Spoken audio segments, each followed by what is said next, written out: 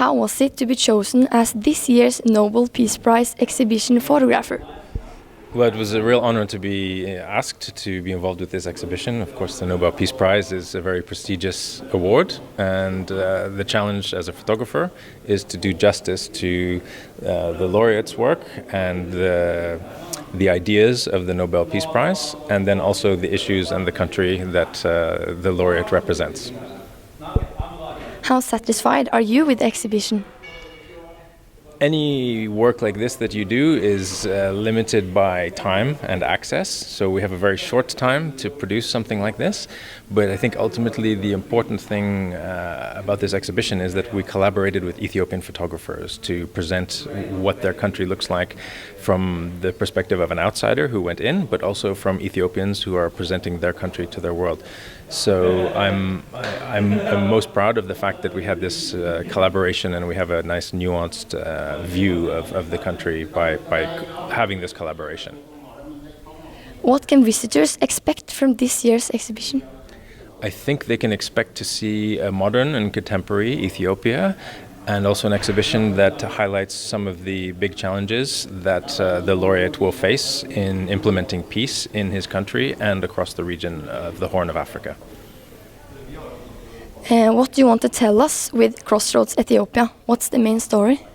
The main story is that Ethiopia is a country in transition, and this is a very critical moment in their history as they try to move away from a very authoritarian past and toward a more peaceful and open future.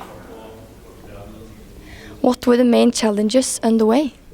The main challenge is the amount of time that you have to produce an exhibition like this, and then the logistics involved in traveling around a very big country and trying to capture significant themes around the issues that are obstacles to peace and how to illustrate those things visually, like the peace deal with Eritrea, what's happening with that, issues of unemployment or issues of unrest. These are all big challenges to try and represent in an exhibition like this. Did you experience any dangerous situations? No, there were no dangerous situations in this exhibition, in the production of this exhibition.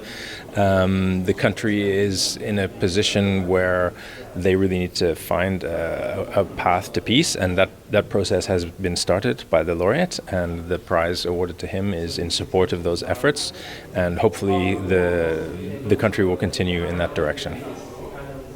It must be quite difficult to find the right motives.